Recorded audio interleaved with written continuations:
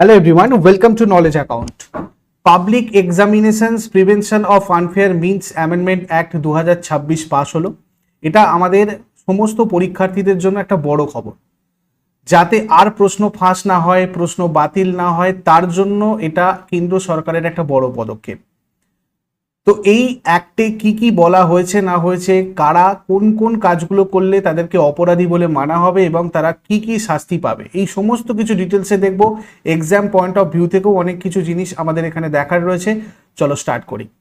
দেখো, যারা যারা কম্পিটিটিভ এক্সাম দাও তাদের একটা পরীক্ষা দেওয়ার পেছনে সারা বছরের খাটুনি থাকে। কারোর কারোর ক্ষেত্রে সেটা এক বছরের বেশি সময় ধরে অনেক রাত জেগে অনেক পরিশ্রম করে অনেক ঘাম ঝরিয়ে বলা যায় একটা পরীক্ষার জন্য ডেডিকেটেড হয়ে আমরা সেই পরীক্ষাটা দিই। এবার সেখানে যদি হঠাৎ করে শোনা যায় প্রশ্ন ফাঁস হয়ে গেছে, পরীক্ষা বাতিল হয়ে গেছে, আমাদের মন পুরোপুরি ভেঙে যায়। পুরো একটা বছর, সেটা পুরোপুরি সময় নষ্ট। এক বছর দেড় বছর ধরে আমরা একটা WBCS এক্সাম দিচ্ছি, একটা ফুড এসআই এক্সাম দিচ্ছি, মিসলেনিয়াস এক্সাম দিচ্ছি বা WBP KP দিচ্ছি। সেখানে যদি এই এক বছর এত ডেডিকেশনের সাথে পড়াশোনা করে ফাইনালি দেখা যায় কোনো একটা প্রবলেমের জন্য প্রশ্ন ফাঁস হয়ে গেল বা পরীক্ষা বাতিল হয়ে গেল, তো এগুলো আমাদের মনটাকে পুরো ভেঙে দেয়। আমরা বিগত কয়েক বছর ধরেই দেখছি যে আমাদের দেশে কেন্দ্র এবং রাজ্য স্তরের বিভিন্ন বড় বড় যে সমস্ত পরীক্ষা, যেমন নিট, ইউজিসি নেট বা কিংবা আমাদের রাজ্যেরও ক্ষেত্রেও PSC, ফুড এসআই, মিসলেনিয়াস বা পুলিশ নিয়োগ পরীক্ষায় বারবার এই প্রশ্ন প্রশ্ন ফাঁস হওয়ার বা গণটুকলির মতো গুরুতর জালিয়াতি ঘটনা সামনে এসেছে।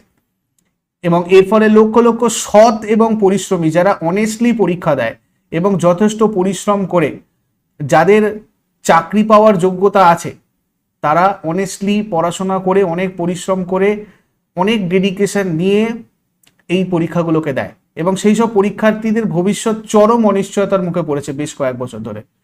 তো এই পরীক্ষার স্বচ্ছতা হারিয়ে যাচ্ছিল, সাধারণ পরীক্ষার্থীদের মধ্যে একটা গভীর হতাশা তৈরি হচ্ছিল, ইভেন এখনো রয়েছে।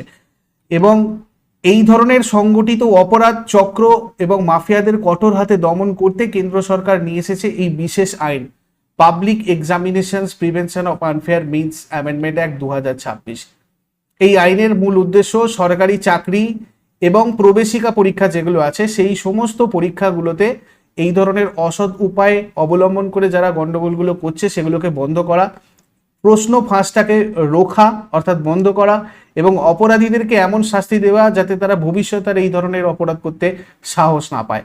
তো ঠিক এই আইনে কি কি নতুন করা নিয়ম আনা হয়েছে এবং কারা এই আইনের আওতায় আসবে, কি কি করলে সেগুলোকে অপরাধ হিসাবে ধরা হবে, আর পরীক্ষার্থীদের জন্যই বা এই সুখবর বা বড় খবরটা কি রয়েছে, তো এই ভিডিওতে আমরা পুরোটা ডিটেলসে ডিসকাস করবো। দেখো, public examinations prevention of unfair means amendment act হয়ে গেছে এটা এখন। এটা এই মুহূর্তে বিল নেই, রাষ্ট্রপতির স্বাক্ষর পেয়ে গেছে অল ইন্ডিয়া রেডিও ওয়াইজ, সেখানে ঘোষণা অলরেডি করে দেওয়া হয়েছে। এটার বিল নাম্বার হচ্ছে 139C অফ 2026। এটা উত্থাপন করা হয়েছিল লোকসভাতে 27 জুলাই 2026-এ। ডক্টর জিতেন্দ্র সিং উত্থাপন করেছিলেন, যিনি বর্তমানে বিজ্ঞান আর প্রযুক্তি মন্ত্রণালয়ের প্রতিমন্ত্রী রয়েছেন। এটা লোকসভায় পাশ হয় 2026-এর 29 জুলাই আর রাজ্যসভাতে 2026-এর 30 জুলাই পাশ হয়। এটা একটা সরকারি বিল এবং এটাতে রাষ্ট্রপতি স্বাক্ষর করেছেন 31 জুলাই। এই আইনের উদ্দেশ্য হচ্ছে সার্বজনীন পরীক্ষা ব্যবস্থাকে স্বচ্ছ, ন্যায় আর দুর্নীতিমুক্ত করা এবং প্রতারণা আর অসৎ উপায় ব্যবহার রোধ করা।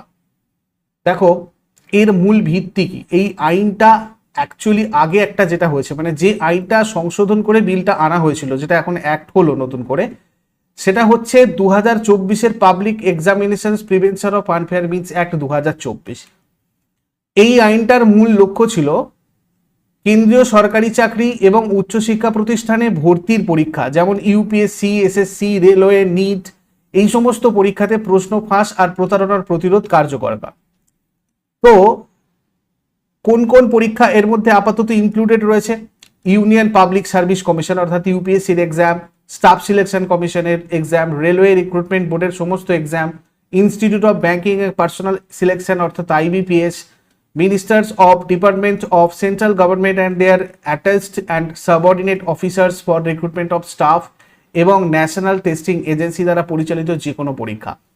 এবার শুধু এই পরীক্ষাগুলো নয়, এই আইনে এমনও কিছু প্রভিশনস আছে যাতে পরবর্তীতে ডাব্লিউবিপিএসসি, ডাব্লিউবিপি সমস্ত রিক্রুটমেন্ট বডি যে এর মধ্যে আসবে না এরকম নয়, যে কোনো পরীক্ষাকে এর আন্ডারে আনা হতে পারে। ঠিক কোন কাজগুলোকে অসৎ উপায় বলে গণ্য করছে এই আইন? এই আইনের সেকশন 3-তে সেগুলো মেইনলি বলা আছে। সেকশন 3 অনুযায়ী যে কাজগুলোকে অসৎ উপায় বা আনফেয়ার মিনস বা অপরাধ বলে চিহ্নিত করা হয়েছে সেগুলো হচ্ছে এক, প্রশ্নপত্র বা উত্তরপত্র ফাঁস করা, মানে সম্পূর্ণই হোক বা আংশিকভাবেই হোক। একটা ছোট্ট প্রশ্নও যদি হয় পুরো কোশ্চেন পেপারের মধ্যে একটা কোশ্চেন, তো এই সম্পূর্ণ বা আংশিক প্রশ্নপত্র অথবা উত্তরপত্র পরীক্ষা শুরুর আগেই ফাঁস করা বা ফাঁস করতে সাহায্য করা। অন্যের সাথে ষড়যন্ত্র বা চক্রান্ত করে প্রশ্নপত্র বা উত্তরপত্র ফাঁসে অংশগ্রহণ করা ইনডাইরেক্টলি, কোনো অনুমতি ছাড়া প্রশ্নপত্র বা OMR সিট নেওয়া বা অ্যাক্সেস অর্জন করা, মানে আনঅথরাইজড অ্যাক্সেস যদি করা হয়, এবং আনঅথরাইজড উত্তর প্রদান, মানে পরীক্ষা চলাকালীন কোনো অনুমোদিত ব্যক্তির দ্বারা প্রশ্নের উত্তর সরবরাহ করা যদি হয় তাহলে সেগুলোকে অপরাধ বলে ধরা হবে। পরীক্ষার্থীকে যদি সাহায্য করা হয়, মানে পরীক্ষা কেন্দ্রে সরাসরি বা পরোক্ষভাবে আনঅথরাইজড ভাবে পরীক্ষার্থীকে যদি কোনো রকম সাহায্য করা হয়, OMR সিট সহ পরীক্ষার্থীদের আসল উত্তরপত্রে যদি কারচুপি করা হয়, কোনো ভুল সংশোধন ছাড়া অন্যায্যভাবে পরীক্ষার্থীর নম্বর আর মূল্যায়ন যদি পরিবর্তন করা হয়, কেন্দ্র সরকারের নির্ধারিত পরীক্ষার নিয়ম বা নিরাপত্তা মানদণ্ড জেনে শুনে অমান্য করা। অর্থাৎ ধরো কোনো একটা এক্সাম হলে মানে নিয়ম রয়েছে বা সেফটি, যে সিকিউরিটি সেফটি যে ধরনের মানদণ্ড রেখেছে যে একটা হলে 2টো করে সিসিটিভি লাগাতে হবে, কিন্তু দেখা যাচ্ছে সেখানে 2টো করে লাগানো হচ্ছে না, একটা করে লাগিয়ে দিচ্ছে। এই যে ধরো তোমার রেলওয়ের শিফটগুলোতে, রেলওয়ের পরীক্ষাগুলো দিতে যাও, সেখানে কোনো একটা সেন্টারে ধরো এরকম করা হচ্ছে, তো সেক্ষেত্রে ওই সার্ভিস প্রোভাইডার সে কিন্তু অপরাধী হবে। মেধা তালিকা বা র্যাঙ্ক তৈরির জন্য প্রয়োজনীয় যে কোনো সরকারি নথিপত্র যদি বিকৃত করা হয় তাহলেও সেখানে অপরাধ বলে ধরা হবে, সেটাকে আনফেয়ার মিনস ধরা হবে। পাবলিক পরীক্ষা পরিচালনায় অসৎ উপায় অবলম্বনের সুবিধার্থে নিরাপত্তা ব্যবস্থা ইচ্ছাকৃতভাবে লঙ্ঘন করলে, পরীক্ষার কম্পিউটার সিস্টেম, কম্পিউটার নেটওয়ার্ক বা যে কোনো ডিজিটাল রিসোর্স কারচুপি করা, অসৎ উপায় অবলম্বনের সুবিধার্থে পরীক্ষার্থীর সিটিং অ্যারেঞ্জমেন্ট, পরীক্ষার তারিখ বা শিফট ইচ্ছাকৃতভাবে যদি চেঞ্জ করা হয়, পরীক্ষার কাজে যুক্ত কোনো কর্মকর্তা, কর্মচারী বা সার্ভিস প্রোভাইডারের কর্মীদের যদি হুমকি দেওয়া হয়, যদি থ্রেট দেওয়া হয়, প্রাণনাশের ভয় দেখানো হয় বা তাদের অন্যায়ভাবে অবরুদ্ধ করা বা পরীক্ষা পরিচালনায় বাধা সৃষ্টি করা হয়, এবং প্রতারণা করা বা অর্থ উপার্জনের উদ্দেশ্যে পরীক্ষা সংক্রান্ত ভুয়ো মানে ফেক ওয়েবসাইট তৈরি করা, প্রতারণা বা অর্থ উপার্জনের উদ্দেশ্যে ভুয়ো পরীক্ষা পরিচালনা করা, জাল অ্যাডমিট কার্ড বা ভুয়ো অ্যাপয়েন্টমেন্ট লেটার ইস্যু করা, এই সমস্ত কিছুকে অপরাধ ধরা হবে। এছাড়াও সেকশন 7-এ অনুমোদিত স্থান ব্যবহার, অর্থাৎ কর্তৃপক্ষ বা বোর্ডের লিখিত অনুমতি ছাড়া অন্য কোনো বিকল্প স্থানে বা অনুমোদিত কেন্দ্রে পরীক্ষা নেওয়া, জরুরি প্রাকৃতিক বা অনিবার্য কারণ ছাড়া। অর্থাৎ ধরো কোনো প্রাকৃতিক ঘটনা ঘটেছে, সেখানে হয়তো বন্যা হয়ে গেছে বা ইলেকট্রিসিটি চলে গেছে ঝড় জলেতে, সেটা একটা কারণ হতে পারে, বা ধরো সেখানকার পুরো মানে সাবমার্সেবল খারাপ হয়ে গেছে, জলের লাইনগুলো খারাপ হয়ে গেছে, সেখানে পরীক্ষা নেওয়া যাবে না, সেটা একটা কারণ হতে পারে। এবং সেখানে যদি বোর্ড বা কর্তৃপক্ষ অনুমতি দেয় সেক্ষেত্রে স্থান পরিবর্তন করা যাবে। আদারওয়াইজ এই কর্তৃপক্ষ বা বোর্ডের লিখিত অনুমতি ছাড়া কোনো বিকল্প স্থানে অনুমোদিত কেন্দ্রে পরীক্ষা নেওয়া যাবে না, এটা করলেও অপরাধ। এছাড়া সার্ভিস প্রোভাইডার আর অন্যান্য ব্যক্তিদের ক্ষেত্রে কিছু অপরাধের কথা সেকশন 8(1)(2)তে লেখা আছে। যেমন সেকশন 8(1)-এ অনুমোদিত সহায়তা বা সাহায্য করা, অনুমোদিত মানে আনঅথরাইজড ভাবে যদি হেল্প করা হয়, মানে সার্ভিস প্রোভাইডারের সাথে যুক্ত কোনো ব্যক্তি যদি একা বা অন্য কারোর সাথে যুক্ত হয়ে পরীক্ষা চালনায় কোনো অনুমোদিত উপায়ে কাউকে বা কোনো সংস্থাকে সাহায্য করে তবে সেটা অপরাধ বলে গণ্য হবে। সার্ভিস প্রোভাইডার মানে কিরকম দেখো, যারা ধরো অ্যাডমিট কার্ড তৈরি করছে বা যারা অনলাইন এক্সাম সফটওয়্যার কোম্পানিগুলো যারা পরীক্ষাগুলো কন্ডাক্ট করায়, সার্ভার প্রোভাইডার, সিসিটিভি বা biometric company, question printing press, question paper transport agency, computer lab provider, এরা সবাই একটা পরীক্ষার সাথে যুক্ত থাকে। তো এরা যদি কোনোভাবে আনঅথরাইজড উপায়ে অন্য কারোর সাথে যোগাযোগ করে এই ধরনের কাজকর্ম করে থাকে তাদেরকেও অপরাধী বলে ধরা হবে, যে কেউ। আর পরীক্ষাতে ধরো কোনো ধরনের অসৎ উপায় অবলম্বন বা অপরাধ ঘটার কথা জেনেছে, অথচ জানার পরেও যদি সার্ভিস প্রোভাইডার বা তার কোনো কর্মী সেটা পুলিশ বা সংশ্লিষ্ট পরীক্ষা কর্তৃপক্ষকে রিপোর্ট না করে থাকে, তাহলে সেটাও অপরাধ হিসাবে গণ্য হবে। এবং সার্ভিস প্রোভাইডারের সংস্থার যারা ডিরেক্টর থাকেন, ম্যানেজার থাকেন বা সেক্রেটারি থাকেন, যারা প্রধান দায়িত্বে থাকেন, হেড থাকেন বা অন্য কোনো শীর্ষ কর্মকর্তারা, তাদের সম্মতি বা স্বেচ্ছায় উপেক্ষা, অর্থাৎ জানে, স্বেচ্ছায় উপেক্ষা কথাটার মানে হচ্ছে তারা জানে কিন্তু চুপচাপ আছে, কিছু বলছে না। তো এই ধরনেরও যদি হয়, যদি কোনো অপরাধ ঘটে থাকে এই ধরনের, তাহলে তাদের বিরুদ্ধেও আইনি ব্যবস্থা নেওয়ার কথা বলেছে এই অ্যাক্ট। এবারে আমরা একটা জিনিস দেখব যাতে আমাদের বোঝার সুবিধা হবে যে এই অপরাধগুলো করলে কি কি শাস্তিটা হবে। আগে 2024-এ কি হতো আর এখন এই যে নতুন 2026-এ নতুন অ্যাক্ট হলো, এটাকে অ্যামেন্ড করে সংশোধন করে, এই দুটোর আমরা তুলনামূলক একটু আলোচনা করলেই বুঝতে পারবো। দেখো, মূল যে আইন 2024, সেখানে বলা হয়েছিল যে ব্যক্তিরা যাদের কথা বললাম যদি এই ধরনের অপরাধ করে তাদের 3 বছর থেকে সর্বোচ্চ 5 বছর পর্যন্ত জেল হবে এবং 10 লাখ টাকা জরিমানা হবে। আর এখন সেটাকে করা হলো কি, ওটাকে বাড়িয়ে 5 বছর থেকে 10 বছর জেল করা হলো আর 50 লাখ টাকা পর্যন্ত জরিমানা করা হয়েছে। এবার যদি সেটা সার্ভিস প্রোভাইডার সংস্থার ক্ষেত্রে হয়, যদি সার্ভিস প্রোভাইডার সংস্থার মধ্যে কেউ অপরাধ করে থাকে, তাদের আগে ছিল 1 কোটি টাকা পর্যন্ত জরিমানা এবং পরীক্ষা পরিচালনা নিষেধাজ্ঞা 4 বছর, অর্থাৎ তারা আর পরীক্ষা কোনো পরিচালনা করতে পারবে না আগামী 4 বছর, এরকম ছিল।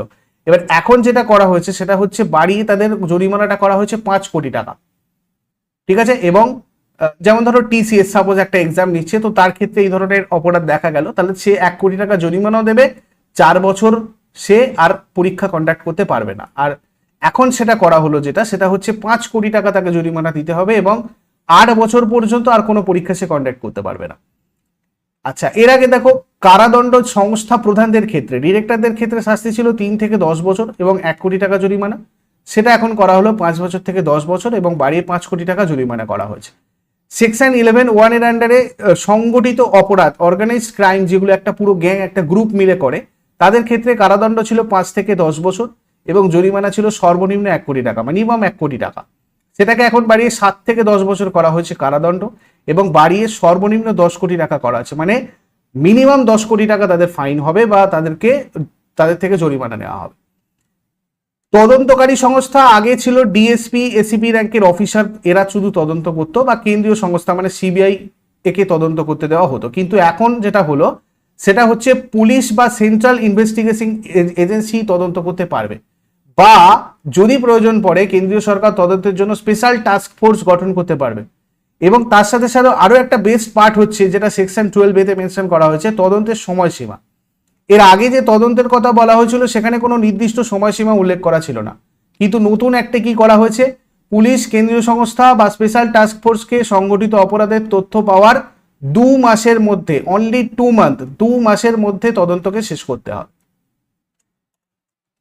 স্পেশাল ফাস্ট ট্র্যাক কোর্ট একটা, যেটা আগেও বলা ছিল সাধারণ দায়রা আদালতে বিচার হতো কোর্ট অফ সেশনে, কিন্তু এখন স্পেশাল ফাস্ট ট্র্যাক কোর্ট এর জন্য হবে। রাজ্য আর কেন্দ্রশাসিত অঞ্চলগুলো হাইকোর্টের প্রধান বিচারপতির সাথে পরামর্শ করে বিশেষ ফাস্ট ট্র্যাক কোর্ট গঠন করবে, যে কোর্টটা এর বিচার করবে এবং চার্জশিট পেশে 3 মাসের মধ্যে বিচার শেষ করতে হবে এবং প্রতিদিন মানে ডে টু ডে শুনানি হবে এটা নিয়ে, যাতে না ব্যাপারটা লেন্দি হয়। এছাড়া দেখো, আপিল ব্যবস্থা যেরকম ছিল আগের আইনে, সাধারণ ফৌজদারি কার্যবিধি অনুযায়ী আপিল হতো, বিএনএসএস অনুযায়ী, কিন্তু এখন হাইকোর্টের 2 বিচারকের বেঞ্চ মানে ফাস্ট ট্র্যাকের কোর্টে যে কোনো সিদ্ধান্ত বা জামিন সংক্রান্ত আদেশের বিরুদ্ধে সরাসরি হাইকোর্টের 2 জন বিচারকের বেঞ্চে আবেদন করতে হবে। আর ফাস্ট ট্র্যাক কোর্টের রায়ে 30 দিনের মধ্যেই আপিল করতে হবে, আর আপিল করার 3 মাসের মধ্যে হাইকোর্টকে আপিল নিষ্পত্তি করতে হবে। এছাড়া আরো একটা জিনিস আমি এখানে তোমাদের সাথে মেনশন করব, সেটা হচ্ছে এই অপরাধটা কিন্তু অন্যান্য অপরাধের মতো কোনো মানে সিম্পল ক্রাইম নয়, খুব সহজ অপরাধ নয়, খুব গুরুতর অপরাধ। সেই জন্য এইটাকে বলা হচ্ছে সেকশন 9-এ কগনিজেবল অফেন্স, অর্থাৎ অভিযুক্তকে অ্যারেস্ট ওয়ারেন্ট ছাড়া অ্যারেস্ট করা যাবে এবং নন বেলেবেল হবে। এটা সহজে জামিন পাওয়া কিন্তু যাবে না, বেলেবেল অফেন্স এটা নয়। আর নন কম্পাউন্ডেবল মানে হচ্ছে এই কেসটা সহজে মিটমাট করা যাবে না, মানে মিউচুয়ালি অনেক ক্ষেত্রে বিভিন্ন অপরাধ হয় যেগুলোকে মিউচুয়ালি ঠিকঠাক করে নেওয়া যায়, এখানে কিন্তু সেইভাবে কেসটা খুব সহজে মিটমাট করা যাবে না, মানে এটা যথেষ্ট গুরুতর অপরাধ, সেইভাবে এই অ্যাক্টে মেনশন করা হয়েছে। এবার তোমরা আমাকে বলো, এই যে অ্যাক্ট তোমরা দেখলে, এই অ্যাক্টটা তোমাদের আগামী যে সমস্ত পরীক্ষার জন্য কতটা ফ্রুটফুল হবে?